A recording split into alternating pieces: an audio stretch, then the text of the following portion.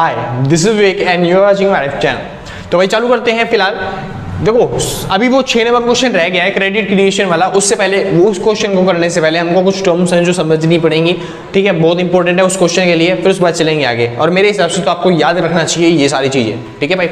हाँ जी, तो शुरू करते हैं। तो सबसे पहली बात आती है भाई CRR, SLR और LRR। ये तीनों वर्ड हैं एक साथ, मैं तीनों को एक साथ समझाने की कोशिश करूंगा, तो ध्यान से समझिएगा।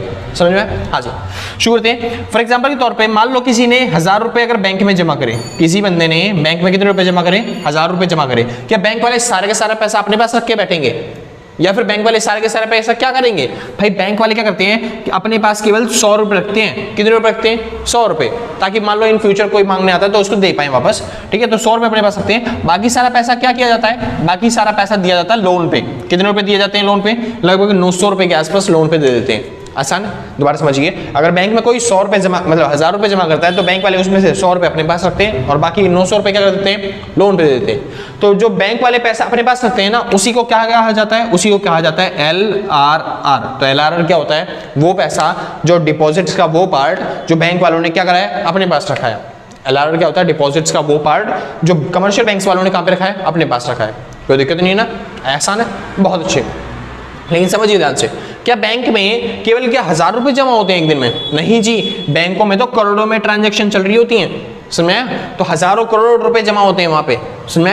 हाँ जी, उसमें से बैंक वालों के पास क्या बैंक वाले अपने पास 100 रुपए रखेंगे? नहीं, 100 करोड़ रुपए अपने पास रखते हैं, बाकी 900 करोड़ क्या कर देते हैं? बैंक वाले लोन पे दे देते हैं। आसान है? अगर आपको ज्यादा बड़ी लगे तो लाखों में ले लेना फिगर, बस खाली समझो कंसेप्ट। तो अगर 1000 करोड़ रुपए बैंक में जमा हुए, उसमें से बैंक वाले क्या करते हैं? 100 करोड़ रुपए अपने पास रखते हैं और 900 करोड़ रुपए क्या कर देते हैं? वो लोन पे दे देते हैं। आसान था? हाँ जी, अब समझिए ध्यान से, जो 100 करोड़ रुपए अपने पास रखा है भाई, बैंक वाले अपने पास रखेंगे तो ये बहुत बड़ा अमाउंट होता है, 100 करोड़ रुपए भी, समझ में? हाँ जी, बैंक वालों के लिए नहीं, बैंक वालों के लिए छोटा अमाउंट है, हमारे लिए बहुत बड़ा अमाउंट होता है। तो इस वजह से हमारे जैसे कुछ लोगों की नीयत फिर जाती है और हम लोग सोचते हैं भाई क्या बोलते हैं, क्यों ना हाथ साफ किया जाए थोड़ा सा, कि अगर एक बैंक को भी लूटा तो करोड़ों रुपए तो मिल ही जाएंगे।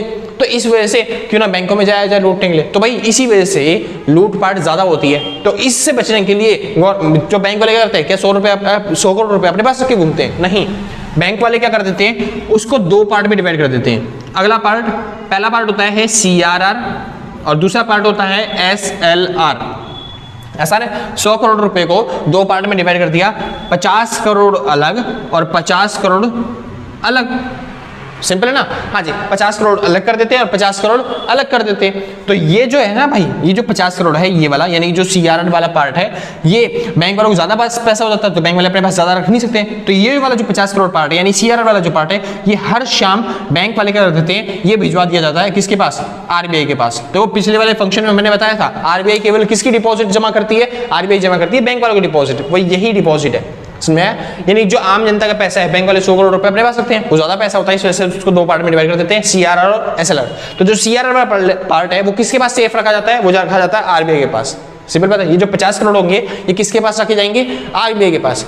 सिंपल भाई, कोई दिक्कत? आपने देखा होगा भाई, अगर आप बैंक में गए हो तो आप देखोगे ध्यान से, तो फिर आपको पता चलेगा 4 बजे तक ही बैंक चलता है बस। यानी कि अगर बैंक में पैसे जमा करने हैं या फिर निकालने हैं तो 4 बजे तक चलेगा। लेकिन जब आप निकल जाते हो ना, उसके बाद भी बैंक के एम्प्लॉइज जाते नहीं है, वो बैठे रहते हैं 5 बजे तक, 6 बजे तक, समझ में आया? हाँ जी, लेकिन जब वो चल रहा होता है ना, जैसे कोरोना वायरस लॉकडाउन आ गया था, तो उस टाइम में तो 8-8 बजे तक बैठे हुए थे, समझ में? वो क्यों बैठते हैं? वो क्योंकि वो हिसाब किताब लगा रखते हैं, कितना पैसा आ रहा है, कितना पैसा जा रहा है, एक दिन में कितनी ट्रांजेक्शन हुई है और उनमें से कितना पार्ट हमको RBI तक पहुंचाना पड़ेगा, कुछ पार्ट हमें ATM में पहुंचाना पड़ेगा, समझ में? तो वो सारी ट्रांजेक्शन वो हैंडल कर रहे होते हैं। तो जितना भी पैसा होता है ना भाई, उसके वो 2 पार्ट करते हैं, एक करते हैं CRR और एक करते हैं SLR। इनका रेट अलग अलग होता है, कुछ क्या चलता है 4.5% है शायद CRR, और जो SLR है वो 0.5% है, पता नहीं है, अभी मैं चेक करके आपको बता दूंगा, उसमें वीडियो में डाल दूंगा एडिट करके, ठीक है भाई? हाँ जी, फिलहाल तो इनका रेट अलग अलग है, इक्वल नहीं होते, जरूरी नहीं है कि दोनों बराबर ही हो। हाँ जी, अलग अलग रेट है इनके हिसाब से, मैं एग्जाम्पल के लिए बता रहा हूँ खाली। तो 100 करोड़ रुपए अगर जमा हुए, उसमें से क्या होता है? CRR कुछ पैसा CRR में, कुछ पैसा SLR में, तो थोड़ा पैसा वो क्या कर देते हैं? CRR वाला पार्ट किसके पास भेज देते हैं? RBI के पास। और ये जो SLR वाला पार्ट है, ये रखते हैं केवल किसके पास? अपने पास, सेल्फ के पास। आसान है? हाँ जी, अपने पास स्वयं के पास वो सुरक्षित रखते हैं उस पैसे को। कौन से वाले पैसे को? SLR वाले को। सिंपल बात है, आप समझिए ध्यान से। तो CRR क्या होता है? CRR डिपॉजिट्स का वो पार्ट है जो कमर्शियल बैंक ने किसके पास दे दिया? RBI के पास जमा कर दिया। दोबारा समझिए, CRR क्या है? डिपॉजिट्स का वो पार्ट जो कमर्शियल बैंक ने किसके पास डिपॉजिट कर दिया, रिजर्व कर दिया? RBI के पास। तो अगर डेफिनेशन बनानी हो तो CRR की डेफिनेशन क्या बनेगी? It is a part of, it is a part of deposit, it is a part of deposit, भाई जगह नहीं है इसलिए हमारे छोटा छोटा लिख रहा हूं, it is a part of deposit which is reserved by commercial banks to RBI. यानी ये वो पार्ट है डिपॉजिट का जो कमर्शियल बैंक्स द्वारा किसके पास जमा किया गया है, आरबीआई के पास जमा किया गया। कोई दिक्कत नहीं ना?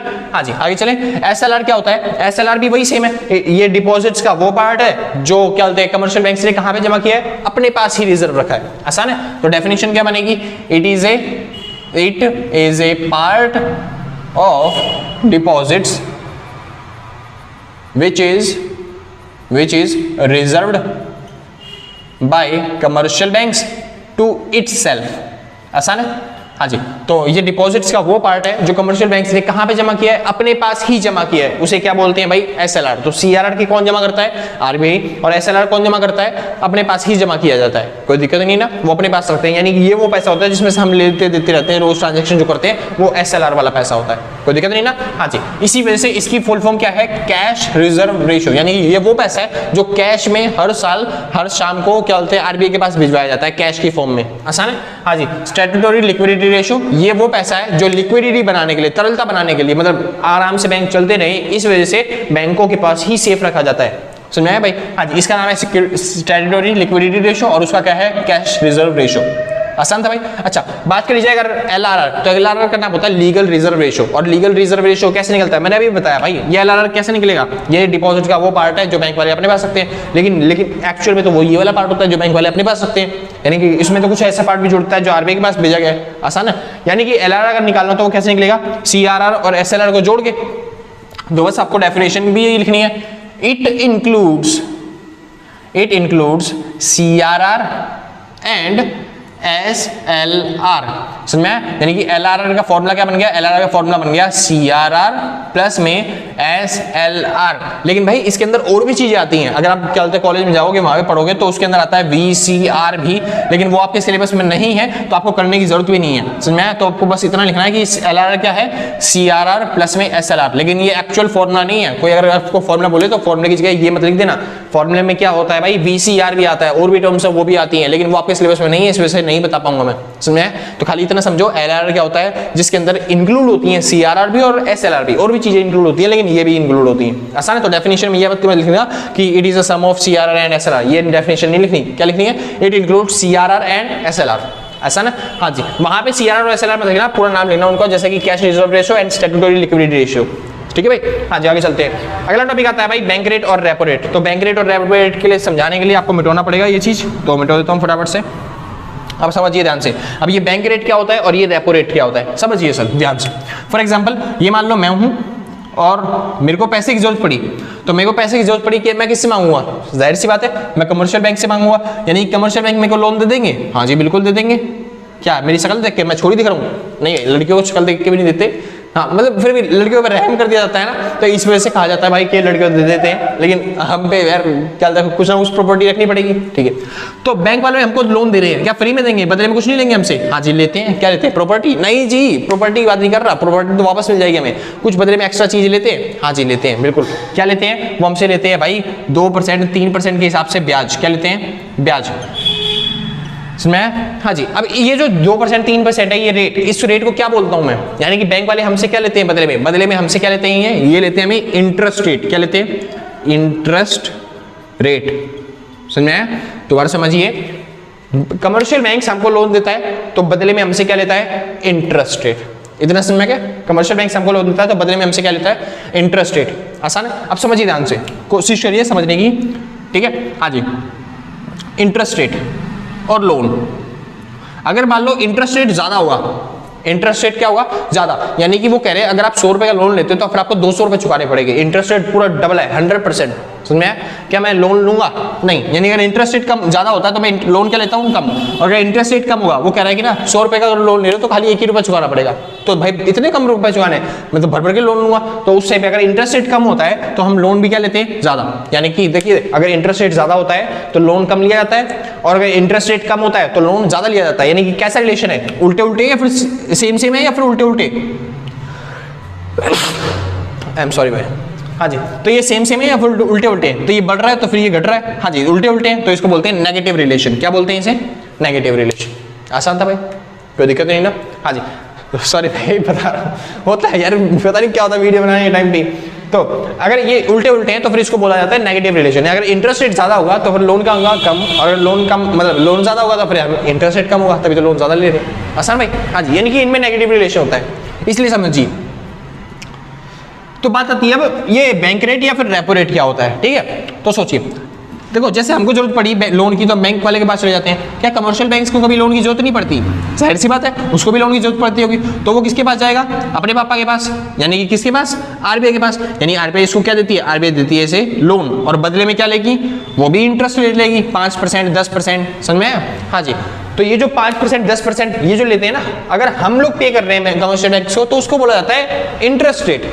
लेकिन अगर कमर्शियल बैंक पे करना होता है ना किसको? आरबीआई को, तो उसको बोला जाता है भाई बैंक रेट। क्या बोला जाता है? Bank rate.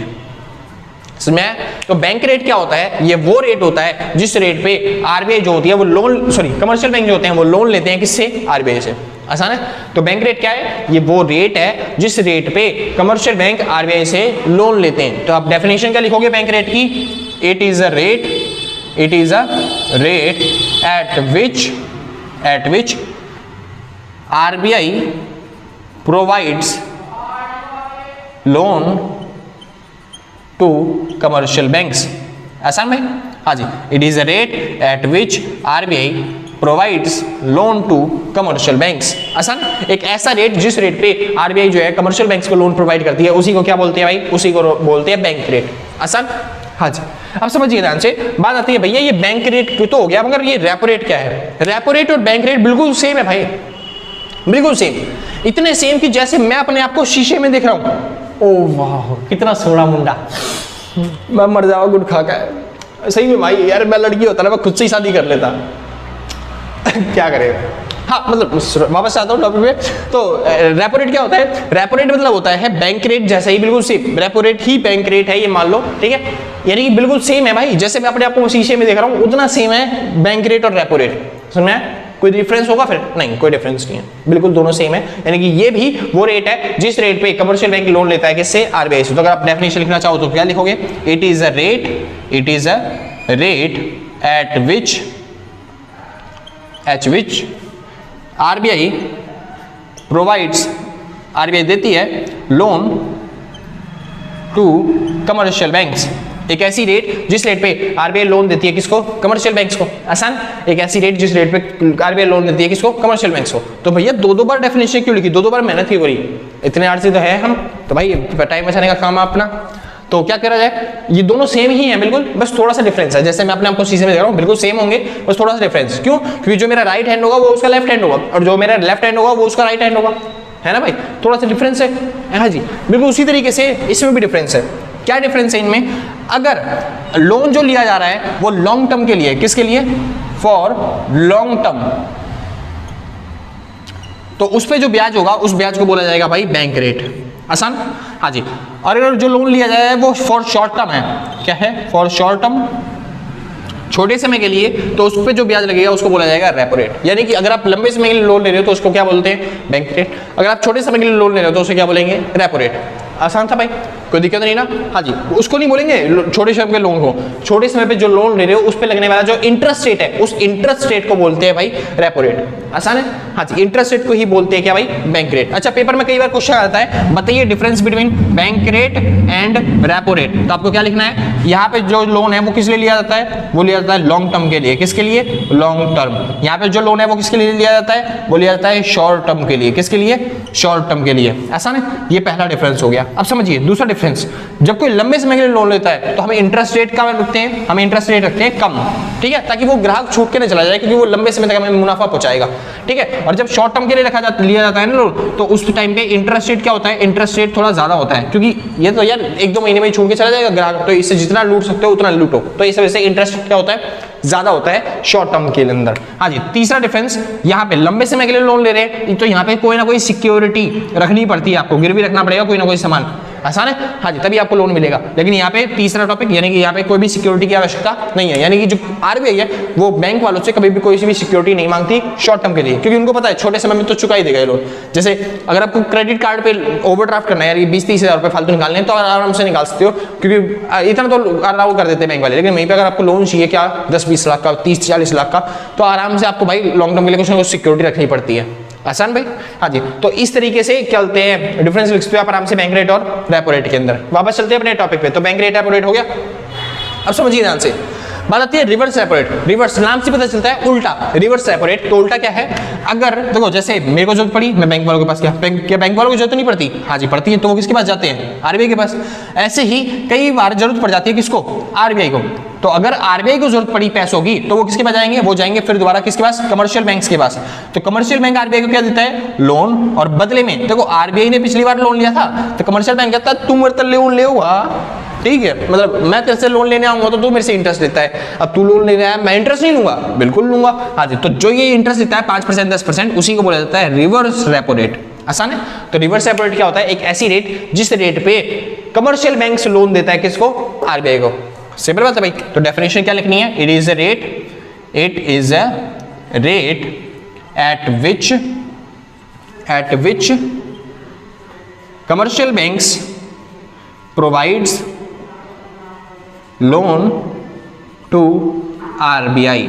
यहां पे शॉर्ट टर्म और लॉन्ग टर्म का कोई डिफरेंस नहीं है, ठीक है, यहां पे बस ये की है। तो it is a rate at which commercial banks provide to loan to RBI. Simple बात है भाई। अच्छा, कोई डाउट अभी तक, कोई डाउट नहीं है, मैं पूछूं फिर एक डाउट, अरे पूछ लूं, छोटी सी बात है बस, समझिए ध्यान से पूछता हूं। भैया आपने बताया अभी भी अगर आरबीआई को पैसे की जरूरत पड़े तो वो लोन किससे लेगा, कमर्शियल बैंक से। अच्छा, और आपने पिछले टॉपिक में सिखाया था, पिछली वीडियो में सिखाया था कि आरबीआई जो है वो नोट छापती है, यानी अगर आरबीआई नोट छापती है, अगर आरबीआई नोट छापती है तो उसको पैसे की जरूरत पड़ेगी तो वो दोबारा नोट छाप लेगी, उसको कमर्शियल बैंक से लोन लेने की जरूरत ही क्या है ना, सिंपल बात है। तो यानी कि आरबीआई को तो पैसों की जरूरत पड़नी नहीं चाहिए, क्योंकि उसके पास तो नोट छापने की मशीन है। वैसे ही भाई अगर मान लो बढ़ भी गई जरूरत तो दोबारा नोट छाप ले, उसको यहां से पैसे लेने की क्या जरूरत है, कमर्शियल बैंक से, है ना।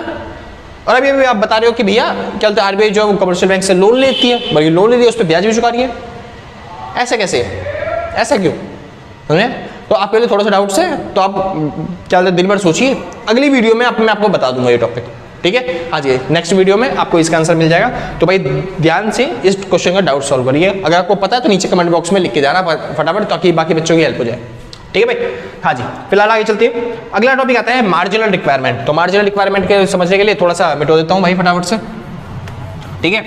हाँ जी, तो भाई मेहनत बहुत लगती है वीडियो में, तो लाइक शेयर सब्सक्राइब करके जाना, पक्की बात है, ठीक है। हर बार कहता नहीं मैं, मगर दिल से आशा होती है कि आप लोग लाइक शेयर सब्सक्राइब करोगे। वैसे ना भी करोगे तो कोई दिक्कत नहीं है, कोई अगर आपको पसंद आएगा तभी लाइक शेयर सब्सक्राइब होता है। अगर नहीं पसंद आ रही होगी भाई तो नीचे कमेंट में पक्का लिख के जाना कि क्या दिक्कत है, ताकि उसको इंप्रूव किया जाए, ठीक है। हाँ जी, और अगर कोई चीज़ आपको चाहिए पीडीएफ के फॉर्म में तो भाई नीचे लिख दो, क्योंकि कई बार क्या होता है मैं लिखना भूल जाता हूँ वीडियो के अंदर, पता नहीं चलता कि भाई कहाँ पे क्या चीज़ है। तो अगर आपको लग रहा है कि भैया यहाँ पे आपने आई बटन का कोई लिंक नहीं दिया तो वहाँ पे लिख देना कि भाई आई बटन का यहाँ पे लिंक नहीं आया, ठीक है। तो फिर उसके बाद देख के मैं एडिट कर दूंगा उस चीज़ को, ठीक है। या फिर डिस्क्रिप्शन में आपको नोट्स नहीं मिले तो फिर उसको एडिट कर दूंगा मैं, ठीक है। तो फटाफट से जो भी आपको चाहिए होगा कमेंट बताना। हाँ जी, शुरू करते हैं फटाफट से। तो टॉपिक आता है मार्जिनल रिक्वायरमेंट। तो बात आती है मार्जिनल रिक्वायरमेंट। अब ये मार्जिनल रिक्वायरमेंट क्या होती है, समझिए ध्यान से।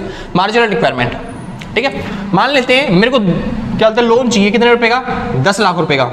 कितने रुपए का मेरे को लोन चाहिए, 10 लाख रुपए का। तो क्या मैं बैंक से क्या जाऊंगा और उनसे बोलूंगा सर जी मेरे को 10 लाख रुपए का लोन दे दो, मेरी शक्ल देख के दे देंगे?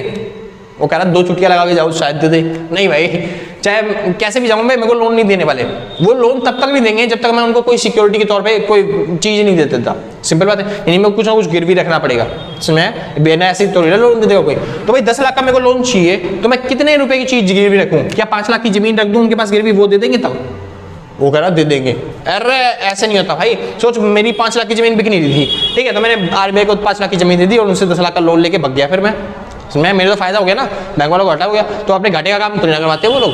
हाँ जी, तो समझिए ध्यान से, यानी कि अगर आपको लोन चाहिए तो क्या 10 लाख की चीज लेके लोन दे देंगे वो? नहीं, 10 लाख की चीज लेके भी लोन नहीं देंगे। क्यों? क्योंकि मान लो कोई चीज है, जो मेरी प्लाट था, मान लो क्या डूबने वाला, कभी गवर्नमेंट प्रॉपर्टी मतलब कभी रद्दी है, उसकी कोई वैल्यू नहीं देगा, लेकिन मैं चाहता हूँ उस प्लाट की 10 लाख रुपए वैल्यू क्या मिल जाए मेरे को, मैं लेकिन उसकी एक्चुअल वैल्यू जो है वो 7-8 लाख है, लेकिन मैं उसे 10 लाख में बेचना चाहता हूँ, तो कोई और खरीद नहीं रहा, तो मैं सोचा क्यों ना गवर्नमेंट से लोन लिया, बैंक से लोन ले लिया। तो मैं बैंक से लोन लेके भाग गया और उसको प्लाट थमा दिया 10 लाख में। तो बैंक वाले जब उसको बेचने गए तो एक्चुअल पता चला 7 लाख या 8 लाख वैल्यू है उसकी, तो बैंक वालों को फिर लॉस हो गया। तो इसी वजह से बैंक वाले क्या करते हैं, हमेशा जब भी आपको लोन लेना हो तो उससे ज्यादा की प्रॉपर्टी, जैसे 10 लाख का लोन लेना है तो 20 लाख की प्रॉपर्टी आपसे गिरवी रखवाते हैं, या फिर 15 लाख की प्रॉपर्टी जो है वो गिरवी रखवाते हैं, ताकि उनका जो मान लो अगर कोई दिक्कत होती भी है, 20 लाख की प्रॉपर्टी में कोई दिक्कत होती भी है तो 5 लाख दिक्कत में चले जाएंगे, जो 5 लाख का होगा फिर भी उनको 5 लाख का प्रॉफिट हो सकता है। समझ में? हाँ जी। तो इस तरीके से बैंक वाले क्या होते हैं, हमेशा ज्यादा पैसे प्रॉपर्टी मांगते हैं लोन देने की बजाय। ठीक है, अब समझिए ध्यान से, मेरे को 10 लाख का लोन चाहिए था, उसके लिए मैंने गिरवी कितने की प्रॉपर्टी रखी? 20 लाख की। यानी अगर मैं फ्रॉड करके भागता हूं तो बैंक वालों को जो क्या हालत है, जो प्रॉफिट होगा वो कितने का प्रॉफिट हो जाएगा? यानी कि 20 लाख में से 10 लाख घटा दो तो आपका आंसर आ गया। नहीं, कितने का प्रॉफिट हो जाएगा बैंक वालों को? 10 लाख का। आसान है, कोई दिक्कत नहीं ना। दोबारा समझिए, अगर मैं बैंक वालों को 15 लाख की प्रॉपर्टी देता हूं और मैं लोन लेता हूं कितने का? 8 लाख रुपए का। कितने का? 8 लाख रुपए का। तो अगर मैं फ्रॉड करके भाग गया तो फिर भाई कितने का प्रॉफिट हो गया बैंक वालों को? बैंक वालों को प्रॉफिट हो जाएगा 7 लाख रुपए का। समझे? तो ये जो गैप होता है ना, ये जो प्रॉफिट होता है बैंक वालों का, यानी कि इसका और इसका जो डिफरेंस होता है उसी को बोलते हैं मार्जिनल रिक्वायरमेंट। तो मार्जिनल रिक्वायरमेंट क्या होता है? एसेट की वैल्यू और उस पर दिए गए लोन का डिफरेंस होता है। इसमें एसेट की जो वैल्यू होती है उस पर उसकी और क्या होता है उस पर दिए गए लोन का डिफरेंस होता है मार्जिनल रिक्वायरमेंट। तो मार्जिनल रिक्वायरमेंट क्या है? It is a difference between value of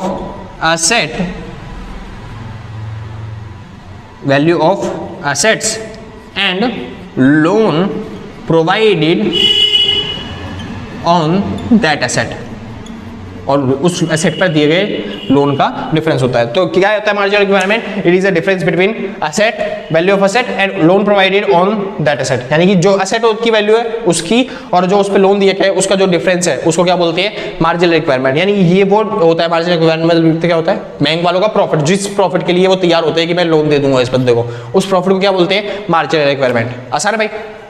हाँ जी, फटाफट करते हैं बस भाई। बड़े बड़े टॉपिक खत्म हो गए, अब रह गए बस छोटे छोटे टॉपिक, जिसका पहला नाम होता है OMO, नाम है ओपन मार्केट ऑपरेशन। अब ये मतलब क्या है ओपन मार्केट ऑपरेशन? क्या खुले बाजार में बैठ के मैं ऑपरेशन करूंगा किसी का? नहीं जी, ऐसी कोई चीज नहीं है। ओपन मार्केट ऑपरेशन में होता है कि जो RBI है ना, या फिर जो गवर्नमेंट है, वो सेल करती है या फिर परचेज करती है, सेल या परचेज करती है किसको? सिक्योरिटीज को। मतलब गवर्नमेंट या फिर RBI अपनी संपत्तियों को, अपनी जमीनों को या तो बेचेगी या फिर खरीदेगी, कोई दिक्कत नहीं है। हाँ जी, तो ओपन मार्केट ऑपरेशन क्या है? It is a process in which government sell और purchase their securities. It is a process in which government sell और परचेज देयर सिक्योरिटीज। आसान है? हाँ जी, तो गवर्नमेंट यहाँ पे परचेज करती है या फिर सेल करती है किसको? सिक्योरिटीज को। लास्ट आता है राशनिंग। राशनिंग में होता है भाई चेकिंग करना। राशनिंग क्या होता है? चेकिंग करना। बस इतना से समझ लो, राशनिंग क्या होता है? चेकिंग करना। आसान है? हाँ जी, तो इसको बताएंगे बाकी अगली वीडियो में। तो भाई आज के लिए बस नहीं, मिलते हैं कल सेम टाइम सेम जगह अगले दिन, और टाटा बाय बाय।